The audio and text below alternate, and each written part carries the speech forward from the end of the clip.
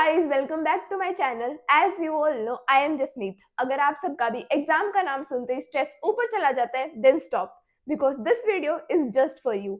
Stress लेने से सिर्फ टेंशन बढ़ती है और हमारे दिमाग में प्रेशर ज्यादा होता है, लेकिन सिर्फ स्ट्रेस लेने से हमारे मार्क्स तो नहीं बढ़ सकते ना। मार्क्स तब बढ़ेंगे जब हमारे पास होगी एक अच्छी सी strategy.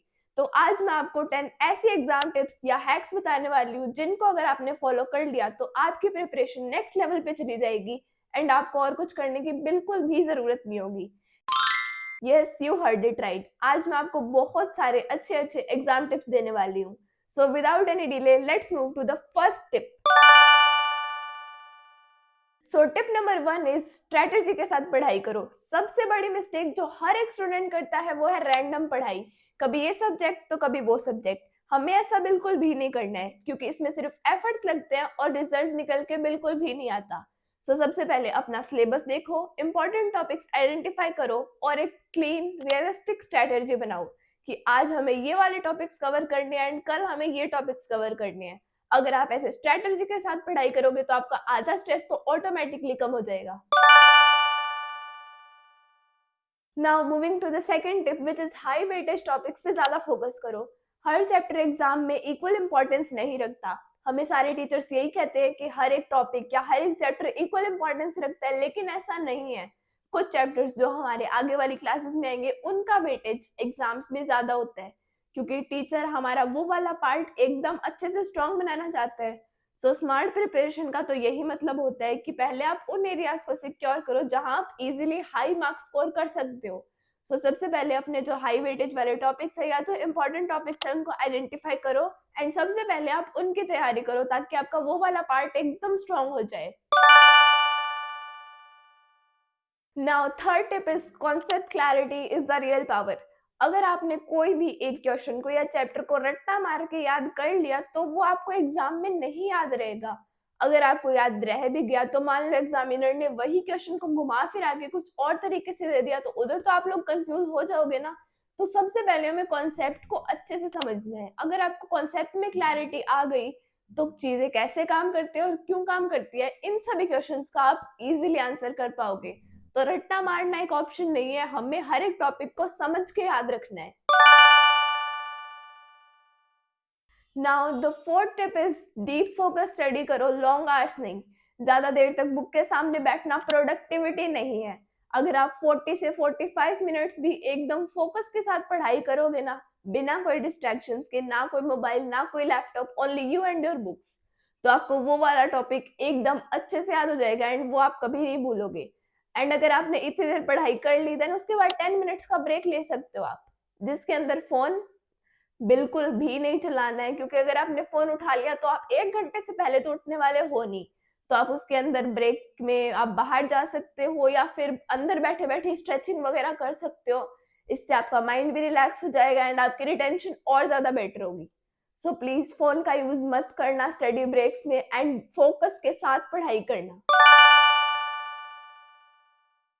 Now the fifth tip is self testing को इग्नोर मत करो। हम सब सोचते हैं कि हाँ मुझे तो सब आता है, मैं तो एग्जाम में टॉप मारूंगी, लेकिन जब क्वेश्चन सॉल्व करने बैठते हैं तब रियलिटी का पता चलता है कि नो, तुझे कुछ भी नहीं आता है, क्योंकि तुझे क्वेश्चन प्रैक्टिस में एक क्वेश्चन भी नहीं आ रहा। इसीलिए mock test, sample question paper या फिर प्रीवियस ईयर क्वेश्चन पेपर खुद सॉल्व करो एंड ट्राई करो कि आप उनको खुद ही चेक कर सको ताकि आपको अपनी गलतियां पता चले।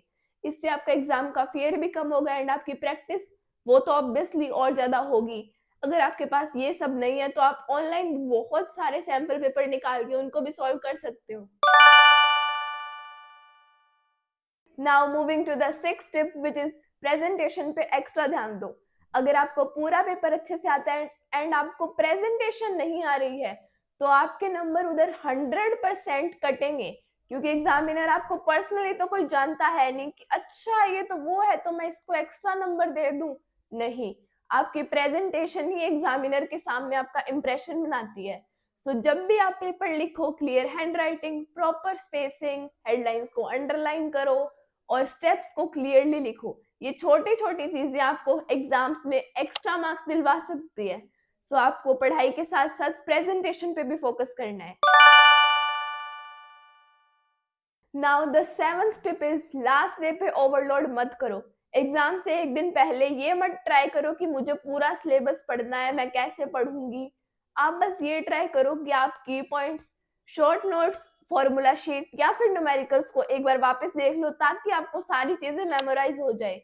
क्योंकि अगर आप सिलेबस को वापस पढ़ोगे स्टार्टिंग से लेके एंड तक, तो आप और ज्यादा कंफ्यूजन में आ जाओगे। आपको ये लगेगा कि ये टॉपिक तो मुझे आता ही नहीं है, या फिर ये टॉपिक तो मैंने पढ़ा ही नहीं है। सो इससे आपको और ज्यादा स्ट्रेस और कंफ्यूजन होगा। हमारा गोल स्ट्रेस और कंफ्यूजन में रहना नहीं है, हमें काम रहना है। सो सिर्फ की पॉइंट्स को याद रखो, पूरा सिलेबस दोबारा मत पढ़ो। Now moving to the 8th tip, which is personally my favourite one, जो कि है स्लीप और एनर्जी को कॉम्प्रोमाइज मत करो।